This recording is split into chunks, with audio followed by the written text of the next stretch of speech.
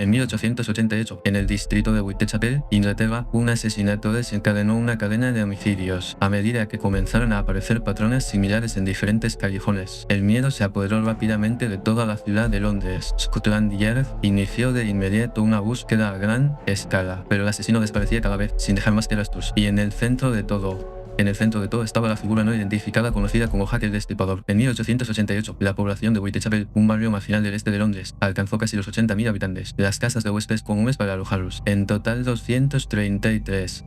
Cada noche, más de 8.500 personas esperaban en interminables filas con una cama individual de 4 brinques. Aquellos que ni siquiera pudieron conseguir eso, tuvieron que pasar la noche en el frío suelo de los callejones. En aquel momento, la tasa de mortalidad infantil en Whitechapel era del 55%. Uno de cada 2 niños solía morir antes de llegar a la edad adulta. Incluso los supervivientes, en callejones de alcohol y violencia constantes, tenían que luchar por sobrevivir cada noche, mientras casos similares se acumulaban en los registros policiales. A pesar de los gritos que se oían cada noche, era raro encontrar algún vecino que reaccionara. La indiferencia ante los gritos de un vecino ya se había convertido en una realidad cotidiana, mientras que una densa niebla y humo provenientes de la quema de carbón estaba constantemente cubierta de niebla. Las tenues farolas de gas en las calles nocturnas no hacían sino restringir aún más la visibilidad. Se registraron más de 1.200 trabajadoras sexuales. La mayoría tenía que salir a los callejones todas las noches para pagar el alojamiento. En aquel momento, las opciones de supervivencia eran escasas. Basado en valores cristianos, la época victoriana hacía hincapié en la modestia exterior y la pureza moral. Detrás de eso, quienes buscaban en esos servicios permanecían fuera de esos callejones. Dentro de esta estructura, estas mujeres fueron marginadas socialmente. En Spitalfields, limitando con Whitechapel, había asentamientos laberínticos llamados roqueries. Decenas de callejones sin salida se superponían. Una vez que un forastero entró en estos pasajes, rápidamente perdieron el sentido de la orientación y apenas pudieron escapar. Según los registros del Ayuntamiento de Londres, algunas zonas ya estaban clasificadas como imposibles de rastrear. Rastrear los movimientos de alguien era prácticamente imposible saber quién había desaparecido en los callejones. A mediados de la década de 1880, demolición a gran escala para la construcción de ferrocarriles a gran escala. Enviaron a los residentes desplazados a Whitechapel. La población saturada se comprimió aún más. En ese proceso, las patrullas policiales no lograron mantenerse al día con los cambios. A medida que aumentaban los puntos ciegos más allá de la vigilancia, el equilibrio comenzó a romperse lentamente. En julio del mismo año, protestando por los bajos salarios y los entornos laborales peligrosos, mujeres trabajando en la cercana fábrica de cerillas de Bow lideró la huelga de las cerilleras. Mientras las fuerzas de seguridad se concentraban en Bow para sofocar la huelga, comenzaron a aparecer deficiencias en las patrullas de Whitechapel. Estas brechas de seguridad, superpuestas sobre el terreno complejo, pronto se materializaron en hechos reales. El 31 de agosto, a las 3:40 am, el agente Neil, patrullando Books Row en Whitechapel, encontró a una mujer desplomada en la carretera. Vista de las cercanías apenas una hora antes del descubrimiento, ella había entrado en el callejón para buscar la tarifa de alojamiento de 4 peniques, solo para ser asesinado dentro de ese breve lapso de tiempo. Se trataba de Marianne Nichols, una madre de 5 hijos de 43 años. En el lugar de los hechos, cortes fatales en la garganta y se confirmó la mutilación precisa del cuerpo. Incluso en callejones estrechos y viviendas densamente pobladas, no se encontraron signos de resistencia y el crimen pasó desapercibido para cualquiera que estuviera cerca. De hecho, justo antes de que llegara el oficial Neil, incluso 2 Carmen pasando a pocos metros de distancia, no me di cuenta de que era un cuerpo humano. Esto significaba que en aproximadamente una hora, el asesino completó todo el proceso: acercarse, atacar y escapar.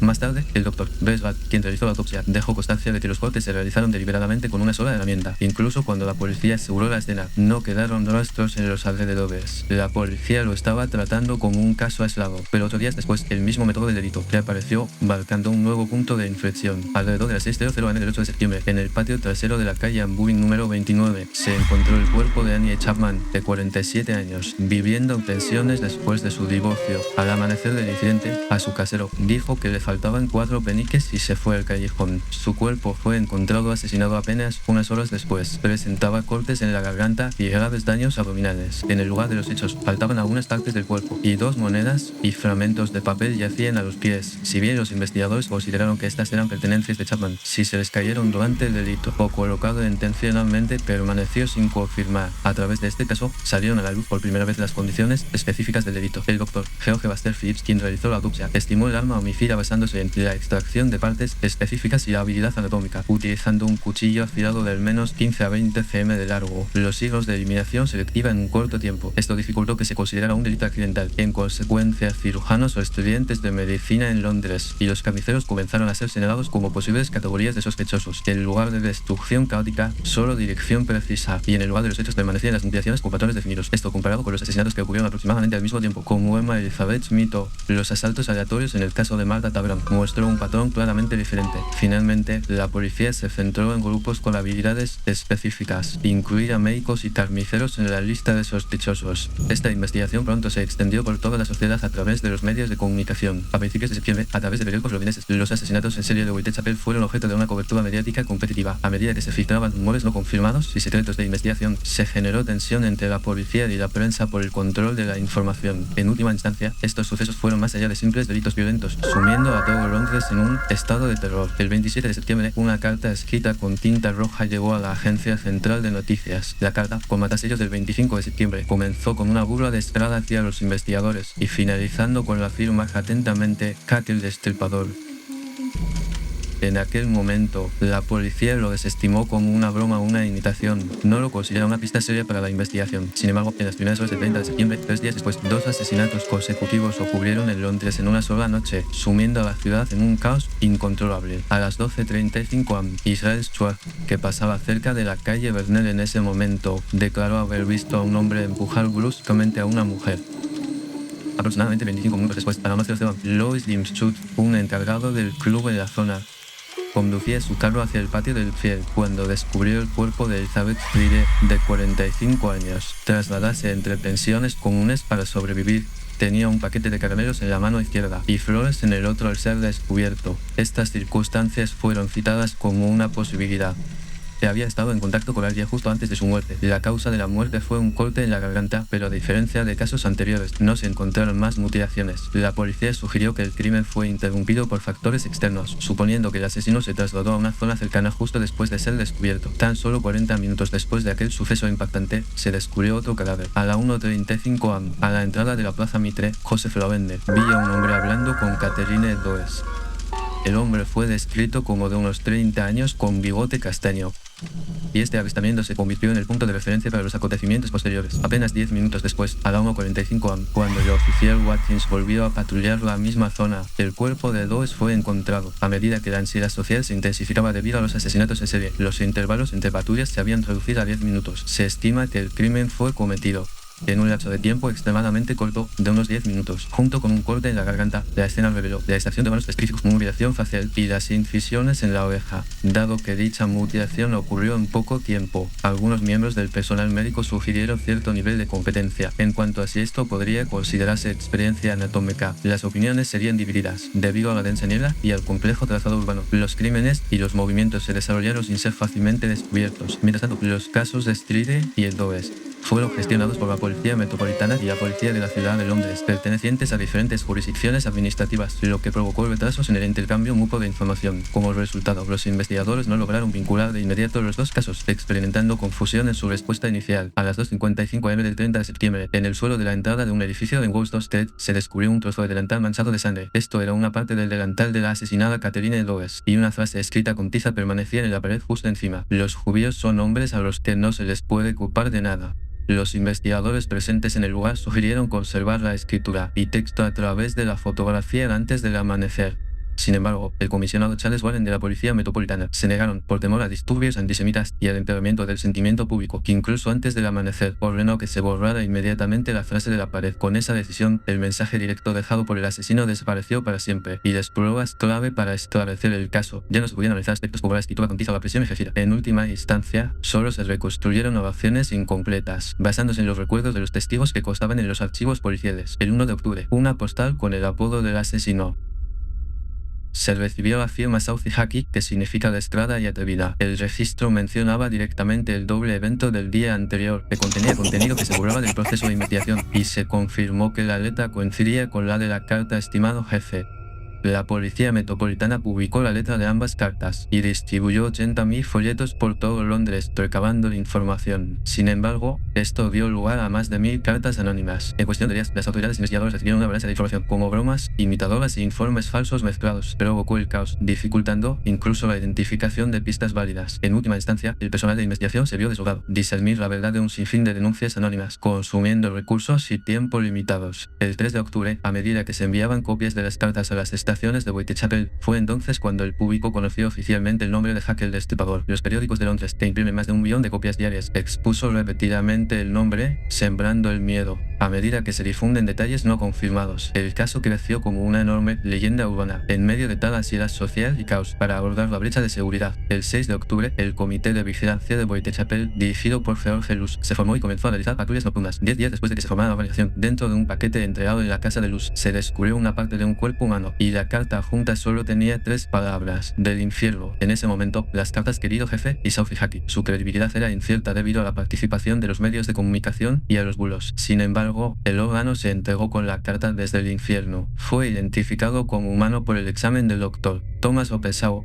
y si bien coincidía con las circunstancias de la parte faltante del cuerpo de Catherine Does, nunca se confirmó que fuera la misma. Entre las pruebas físicas y las innumerables cartas de denuncia, se hizo imposible discernir las verdaderas huellas del asesino, y la investigación llegó a un punto muerto. El 8 de noviembre, el comisionado Charles Warren renunció, lo que conlleva un cambio de liderazgo. Pero a la mañana siguiente en Miller's Court se descubrió una escena aún más extrema que la anterior. Alrededor de las 4:00 la vecina Elizabeth Prater escuchó un grito de asesinato. Ella no se movió de su cama. Posteriormente testificó sobre la situación ante el tribunal. El grito, enterrado en el entumecimiento cotidiano, no obtuvo respuesta, y el momento final para intervenir en la escena se desvaneció en el silencio del amanecer. A las 10:45 am del 9 de noviembre, aproximadamente 6 horas y media después del incidente en 13 Miller's Court, el ayudante del propietario llegó para cobrar el alquiler atrasado. No hubo respuesta desde el interior y la puerta estaba cerrada con llave. Miró por la ventana e inmediatamente llamó a la policía.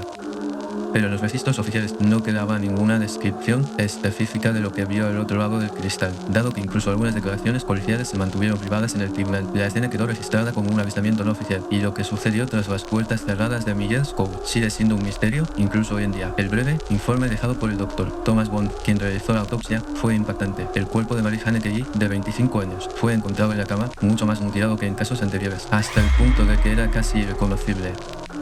Investigadores en el lugar confirmó que partes del cuerpo estaban separadas y faltaban, y los órganos perdidos no fueron encontrados en ningún lugar de la habitación. El espacio y las condiciones de este caso diferían de los 4 anteriores. El crimen tuvo lugar en el interior de una vivienda oculta a la vista desde el exterior, reduciendo el riesgo de intervención y eliminando las limitaciones de tiempo. Esto sugiere que el grado y la gravedad del mismo delito podría variar dependiendo del momento y de la ausencia de interferencias. Los académicos ofrecieron 2 análisis al respecto. Una opinión es que los actos extremos se manifestaron a medida que desaparecían las limitaciones de tiempo. Otra interpretación es que incluso el control mínimo mantenido durante los crímenes en serie, todo se derrumbó por completo. Sin embargo, ninguna de las 2 partes ha sido corroborada mediante pruebas físicas. En última instancia, este caso quedó registrado como la última víctima de los 5 canónicos, las 5 víctimas principales, reconocido oficialmente por los asesinatos en serie de Jack el Destripador. El hallazgo del cuerpo de Kelly se produjo apenas 24 horas después de que el comisionado Charles Warren presentara su renuncia. Después del 9 de noviembre, ya no se registraban incidentes con el mismo patrón que los 5 canónicos. Sin embargo, las muertes en Whitechapel no cesaron por completo. En diciembre del mismo año, Russell Millet murió,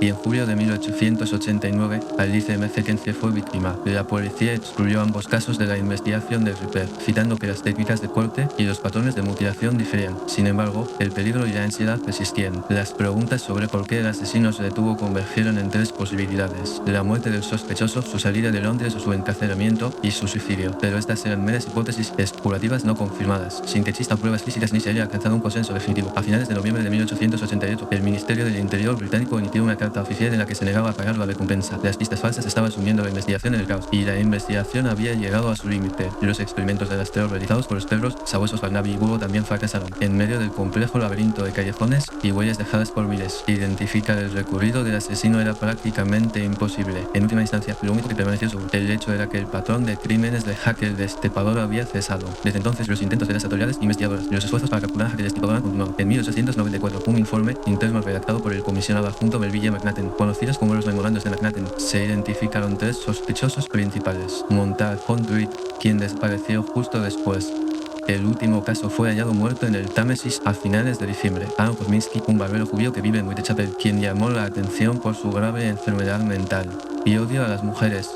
Y Michael Ostrog, un médico ruso con antecedentes penales. Se creía que tenía tendencias peligrosas y conocimientos médicos. Los 3 eran sospechosos por diferentes razones, pero no existían pruebas físicas concluyentes ni indicios que los vincularan con los casos. Mientras tanto, en las notas personales del inspector Cecil Swanson, las llamadas Swanson Macfinalia apuntaban a Kosminski, afirmando que un testigo judío identificó al asesino pero se negó a testificar, lo que conllevó un fracaso en el proceso judicial. Esto tampoco aportó ninguna ayuda real a la investigación. El 13 de febrero de 1891, debajo de un arco ferroviario en Whitechapel, el cuerpo de Frances Coles fue encontrado con la garganta cortada, provocando que la red de investigación final se moviera una vez más. James Sadler, un marinero que bebió con ella justo antes de su asesinato, fue arrestado tras ser encontrado cerca del lugar de los hechos con la ropa manchada de sangre. Fue identificado como el principal sospechoso, pero no se presentaron cargos por falta de pruebas. Con este caso, el grupo de trabajo sobre asesinatos en serie fue disuelto oficialmente y el expediente de los asesinatos de Whitechapel fue clausurada por Scotland Yard, la sede de la Policía Metropolitana. En definitiva, los nombres revelados en la investigación no lograron conectarse, que solo quedan como posibilidades aisladas. En 2002 se intentó esclarecer el caso centenario utilizando la ciencia moderna. La novelista policíaca Patricia Cornwell se extrajo ADN de los sellos de las cartas querido jefe y comenzó un análisis exhaustivo comparándolos con muestras del artista Walter Sitter. La contaminación de las pruebas por pasar por innumerables manos y los límites de conservación de los documentos de esa época eran evidentes. Los resultados científicos, en cambio, solo provocaron más controversia y este intento tampoco logró aportar pruebas definitivas.